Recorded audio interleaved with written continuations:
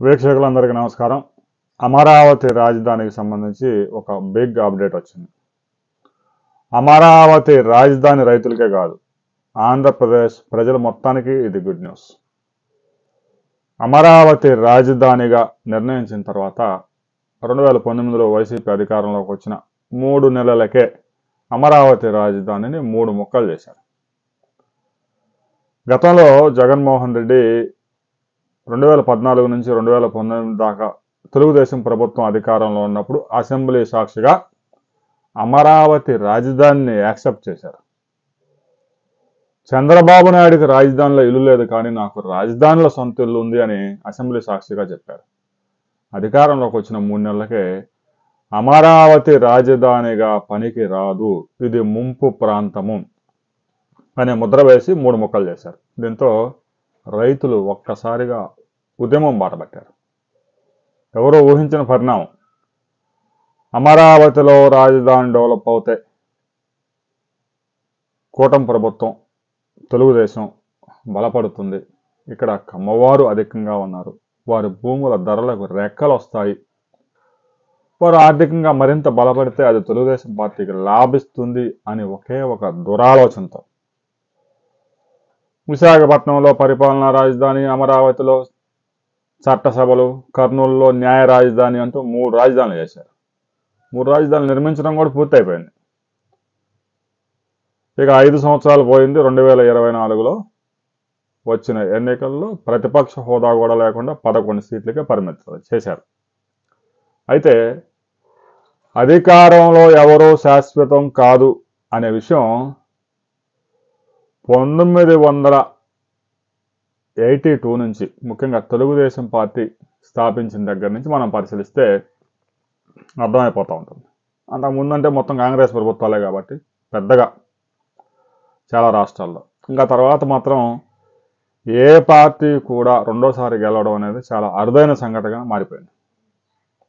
ఒక 2-3 రాష్ట్రాలు ఎగ్జామ్షన్. ఆంధ్రప్రదేశ్లో కూడా అంతే. అందువల్ల అధికారంలో ఈరోజు ఒకరు ఉంటారు, వచ్చే ఎన్నికల తర్వాత ఎవరు ఉంటారో తెలియదు. అందువల్ల అమరావతినే శాశ్వతంగా రాజధానిగా కంటిన్యూ చేయాలి అనే దానికి కేంద్రం వద్ద చట్టబద్ధత కల్పించండి అని రైతులు డిమాండ్ చేశారు. సహజంగా రాజధాని ఎక్కడ ఏర్పాటు చేసుకోవాలి అనే అంశంలో విభజన చట్టంలోనే ఆంధ్రప్రదేశ్కే ఆ హక్కులు కల్పించారు. హైదరాబాద్ రాజధాని 2014 నుంచి 2024 దాకా ఉమ్మడిగా ఉంటుంది. 10 సంవత్సరాల సమయం ఉంటుంది కాబట్టి ఈ లోపు మీకు అవసరమైన భవనాలు, పరిపాలనా భవనాలు నిర్మించుకొని రాజధాని ఎక్కడో మీరే డిసైడ్ చేసుకోండి అని చెప్పేసి అప్పట్లో విభజన చట్టంలో పెట్టారు. దానికి అనుగుణంగా అమరావతిని రాజధానిగా ప్రకటించారు. 2019 వరకు ఒక 7,000 కోట్ల రూపాయల పనులు చేశారు. 2019 నుంచి 3 ముక్కల ఆటలో అమరావతి బలైపోయింది. మరలా అలాంటి శక్తులే రాజకీయాల్లో మరలా సీఎం అయితే పరిస్థితి ఏంటనే రైతుల ఆందోళన ఉంది.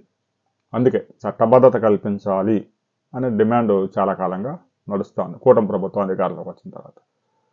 ఇక ముఖ్యమంత్రి చంద్రబాబు నాయుడు కూడా చొరవ తీసుకున్నారు. గతంలోనే హోమ్ మినిస్టర్ అమిత్ షాతో మాట్లాడారు. అమిత్ షాతో మాట్లాడినప్పుడు ఆయన అంగీకరించారు. న్యాయశాఖకి ఆ ఫైల్ పంపించారు. కేంద్ర న్యాయశాఖ కూడా దానికి ఆమోద ముద్ర వేసింది.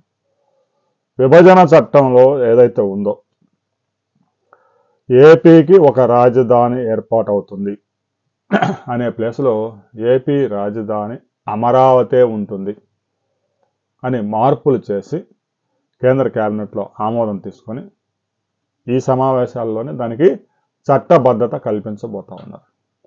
భవిష్యత్తులో ఎవరైనా అమరావతి రాజధానిని నాశనం చేయాలని చూసినా కూడా ఇక సాధ్యం కాదు.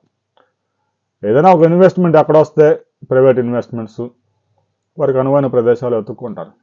విశాఖపట్నంలో పెద్ద ఎత్తున ఇన్వెస్ట్మెంట్స్ వస్తూ ఉన్నాయి. రాజధాని అమరావతిగా ఉన్నా కూడా విశాఖ నగరంలో, విశాఖ సమీప ప్రాంతాల్లో దాదాపుగా 12 లక్షల కోట్ల రూపాయల పెట్టుబడులు వచ్చాయి. అయినా కూడా అమరావతి రాజధాని రైతులు ఎక్కడ గగ్గోలు చేయలేదే. రాజధానిని కొనసాగించండి, భవిష్యత్తులో ఎవరొచ్చినా కూడా అమరావతి రాజధానిని కదిలించకుండా ఉండే విధంగా చట్టం చేయండి అని కోరుతా ఉన్నారు. వారి ఆకాంక్ష నెరవేరబోతా ఉంది. భవిష్యత్తులో ఇంకెవరు అధికారంలోకి వచ్చినా కూడా అమరావతి రాజధానిని తీసిపడేయడానికి సాధ్యం కాదు. రాబోయే కొద్ది రోజుల్లోనే, ఈ సమావేశాల్లోనే, మరో వారం 10 రోజుల్లోనే అమరావతి రాజధానికి చట్టబద్ధత కేంద్ర ఆమోద ముద్ర పడబోతా ఉంది. దీనికి సంబంధించి మరిన్ని బిగ్ అప్డేట్స్ రాబోతా ఉన్నాయి. ఆ తర్వాత మరిన్ని వివరాలతో మరో వీడియోలో మనం కలుసుకుందాం.